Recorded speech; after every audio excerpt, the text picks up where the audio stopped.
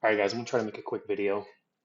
This video isn't going to break down each individual trade that we're taking, but more so the confluence of mini charts, which makes me believe that we have a high probability that the entire market bottomed last week on Friday. Okay, so let's start with this chart first. This chart, there's gonna be three of them. The middle one is an oscillator graph. Okay, it's not an uptrend or downtrend, but more of an oscillator, right? Like overbought, oversold. What this chart or this oscillator represents is the stocks in the S&P 500 above their 20-day moving average, right? So when we hit these critical lows below 5, 6, what this means is pretty much no stock in the market is above their 20-day moving average, which means the entire market hit an extreme oversold time frame. Now, in an uptrend, in a bull market, these almost always mark bottoms, especially in the confluence of other contributing factors. But in a downtrend, they can be less effective, right?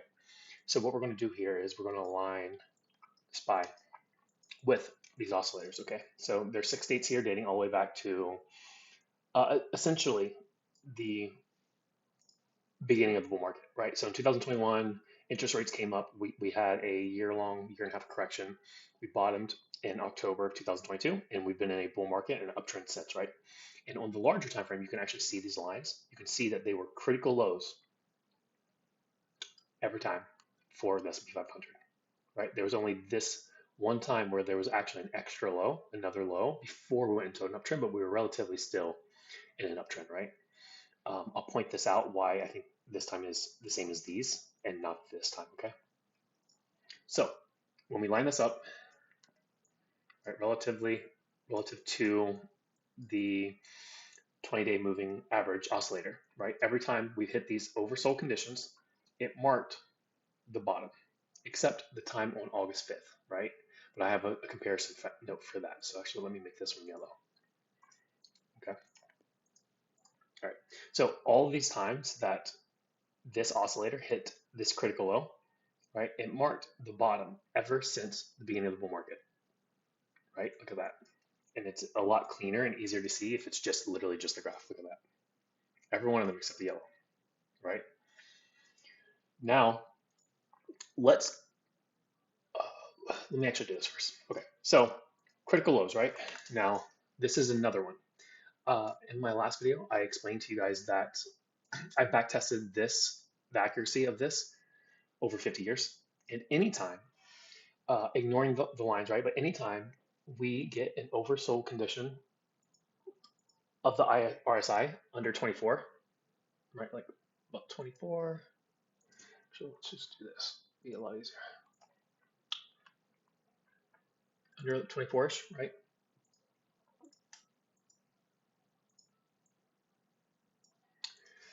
Uh, RSI on the 4 hour under 24-ish with the fear and greed index and extreme fear, it's also marked the bottom, right? So under 24, here we go, max fear. So this is where we're at now, right? So the time that it didn't show with the 20-day moving average oscillator, this did, however, prove it, right? You see how we hit an extreme low under 24 on the RSI, extreme fear, marked the bottom of the August 5th correction, right? What about here? Under 24, max fear, mark the bottom. This is why I think it's different, right? So although this marked the bottom on the 20-day moving average oscillator, we didn't have extreme oversold RSI here until we actually hit here, right? So you got under 24 here, then extreme fear, the combination marked the bottom there. So even though on the 20-day moving average oscillator, it marked the bottom here, we didn't get this confirmation either.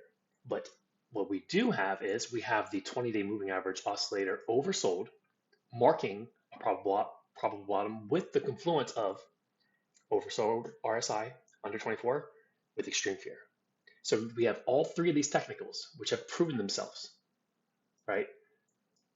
Aligning collectively, just like all these other times, except this one, right? So this increases the probability drastically that the market bottomed just based on oversold conditions, right? So maybe you are, and something else to take a note is the 325 4 hour has acted as support right here as a trend. So now we're finding a trend here again. We also, Monday morning, or sorry, Friday morning, made a higher low. We immediately did a break of structure, right? So remember, lower highs, lower lows, lower highs, lower lows, lower high, lower low, higher high. So what I think is dips should be bought going into next week. Higher high, now we need a higher low. And now we start our uptrend next week, right? So that is just me showing you the 20-day moving average oscillator, the 4 hour RSI, and fear and greed index strategy, right? And I just showed you the entire bull market. It's proven to be the bottom every time. Now let's compare stocks on the same time frame, right? So I'm going to shrink the SPY chart because you guys have already seen that's proven. Every one of these lines is proven. So I want to be able to see the other charts better. So let's do this. All right. So let's do Bitcoin. All right. Let's do Bitcoin. Let's align it. Here we go. Right here, relatively mark the bottom. Did we trade sideways a little bit? But it didn't go lower, right? We didn't have some drastic sell-off that people thought was crashing. What about here? Mark the bottom. Immediate rally. What about here? There was no major correction. Did we try to trade sideways a little bit longer? Yes, we did, but it resulted in a major rally. What about here? Yeah, okay. So here, it wasn't really effective. Did we get a counter trend rally? A little bit. Did we make a lower low? We did. Did we rally a little bit more? We did. So this is kind of invalidating a little bit over here, right? But um, you know, that's one flaw in Bitcoin versus that's one time it didn't work comparing to these 3 times it did work, right? And then let's look at August 5th. Even though haven't gotten all three, we didn't get all three on this one, it did mark the bottom with the fear and greed index, right? With the fear and greed index right here, and the RSI strategy on August 5th showing that, right? Here we go. So this strategy confirmed this bottom on August 5th, which did mark the bottom for Bitcoin, right? And now here we are here, in which I think it's very possible we mark the bottom. What is our trend here? Right here, the blue cloud.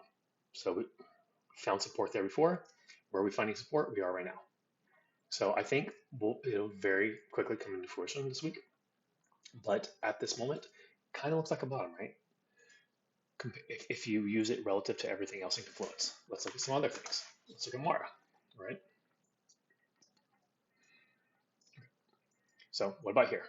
It marked the bottom of Mara, right? What about here? It marked the bottom of Mara for a rally. So one rally, right? Here's Mara. Did it go a little bit lower for a day or two? It did, but it rallied 200% there. What about this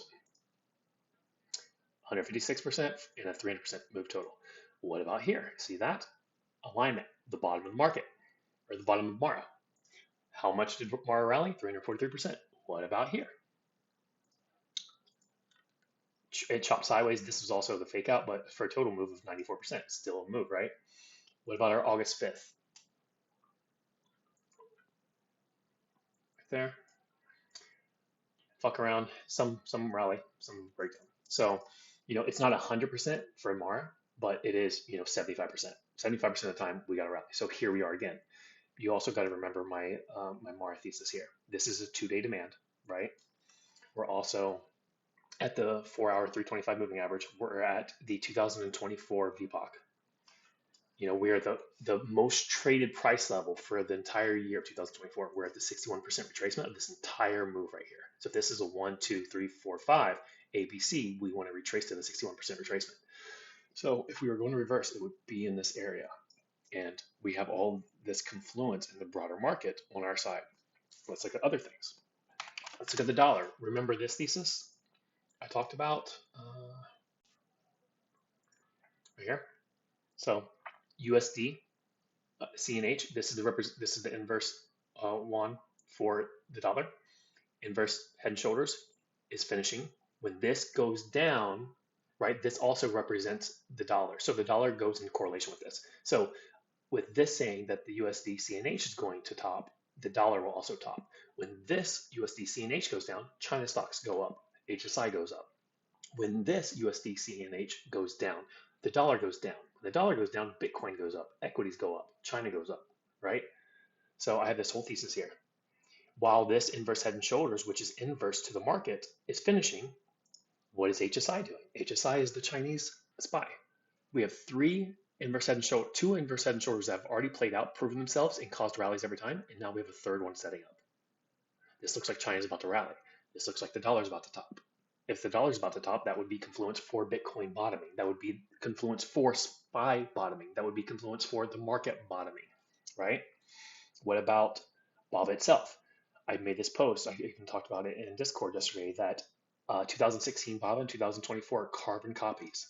Look at this, right? When did we top in BABA? October 7th, 2016. When did we bottom? December 22nd, 2016. When did we top in 2024? October 7th. Where are we bottoming? What is this week? What is Monday? One day after December 22nd. When do we think we bottomed? Friday. Is that a doji reversal candle? It is. Did we break right under the 200 like in 2016? We did, right? All of this is pointing in confluence to the same thing, right? So here's the dollar, right? Let's look at this. So right here, the dollar topped.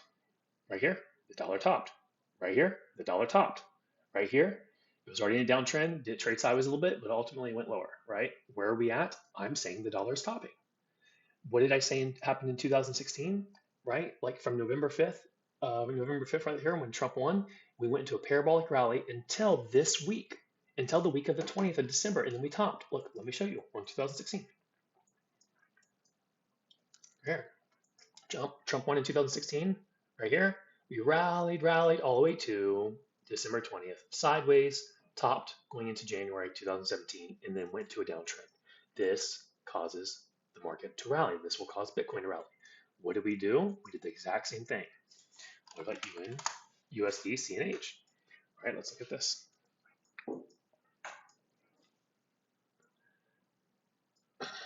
So right here, USD CNH went sideways to down. Right here, sideways to down. Right here, sideways to down. Right here, sideways to down. USD CNH also. This all shows everything in confluence. This shows collectively my broad market analysis is saying we bottomed. Let's look at Mara. We actually looked at Mara, right? Did we look at Baba? No, we didn't. Let's look at Baba. Now we have to realize that this has been an inverse play to America for a while, but relatively, what did this one mark? The bottom of Baba. How much did we rally? 31%, 32%. What about here? This was a downtrend. That one wasn't a factor. This one was, did we go down a little bit further? We did, but this is also during the corrective phase, right? 31%. What about here? It looked like Baba had already rallied at some point, but still it did rally for another 41%. So out of these four, it's a 75% win rate for that. But let's look at if you looked at the individual context, we are also in a downtrend. We are in an uptrend. I believe that this is wave 2 for a wave 3, right? What does the carbon copy say of 2016? It's collectively saying we're bottoming. So the chart isn't the same over here as it is here. This is an uptrend. We are going up, right? This is lower high, lower low, lower high, lower low, lower high, lower low. But now what are we doing, right? Higher high or higher low, higher high, higher low, higher high, higher low. That's what we're looking for, right? Uptrend. This is all pointing to a bottom. What about NEO, right? Remember, the bottom of NEO here, a little bit of a counter and rally, but that was during the really corrective phase. A little bit of a counter and rally here. We went lower, went higher. That didn't really support it. Near a bottom here for a counter and rally. This isn't really good for confluence, but it does show that there was a response here. 1, 2, 3 times, right? So 3 or 4 times. But then again, once again, we were in a downtrend. This, in my opinion, is a 5-wave structure. This is 1, 2, 3, 4, 5. Wave 2. This is wave 3, but this is wave 1 of the larger degree. 1, 2, 3, 4, 5. This should send us over $10 easily this next wave up, right? What happened last week, even though the market was having a complete meltdown? A bullish reversal candle. In the face of all of this meltdown last week, NEO literally closed green. What happened yesterday? NEO Day. They released their first $20,000 vehicle. The average vehicle price in China is $25,000. The cheapest NEO model, because it's a luxury brand, is $48,000 starting. So they've always had a hard time selling at scale because their car is so expensive, and now they just released a $20,000 car. So that should actually turn around their entire uh, business model, and it should really lift it off the ground.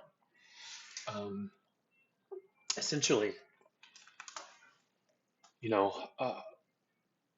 that's about it, right? Like collectively, what we're looking at is I'm looking for a market bottom. I'm looking for a condition where a reversal will happen, and then we have the sentiment change, right? Like let's think about this on a sentiment level. Last week, Powell, Jawbone, spoke extremely bearishly, acted like we had stagflation, and then 2 days later, the PC data comes in looking great, completely countering his annoyance, like the dumb shit he was saying, right? Um, so that literally countered his statement. Then we had the fear and the sell-off due to the government shutdown. That was averted, right? So on a sentiment level, it's there for a reversal. It really is. It's just now we have to wait to get it, right? Let me see if there's anything else. I don't want this video too long.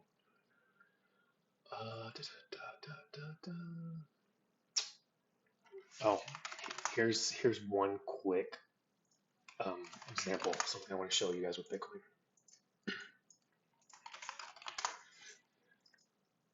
Bitcoin currently kind of looks like a carbon copy of January 2021. Check this out. So when we are 24, so when we traded sideways, right, right here, we traded sideways, right? This is what it looks like right here. Look at that. Tell me that it doesn't look a lot very similar, right? Consolidation, then 1, 2, 3, 4, 5. Consolidation, 1, 2, 3, 4, 5. ABC correction, and then inverse head and shoulders look, right? Boom, boom, went up. What do we have here on the smaller time frame? Now, given this could look a lot different, it was starting to develop a inverse head and shoulders. So we got to see what happens. But it's looking a lot like this. Could we go leg lower? Yeah, you know what I mean. But I think if we didn't bottom Friday, all this is pointing to a bottom like within days, right? So I would lean towards we already bottomed because like the sentiment change, like everything that the market sold off for last week has been resolved. So they shouldn't do that. So what I'm looking for on Monday is I'm looking for a gap and go. Realistically, we shouldn't be cutting no lows into the open. And if we are going to be low, then I hope that we're already sold off going into the market open. So it's a bullish divergence, right? If we rally and then sell off in regular trading hours, that's very bearish, very bearish. So if we're going to sell off, I want to be sold off going into the market open so it gets bought up. So let's see what happens. Hopefully that made some of you guys' minds at ease, and take care.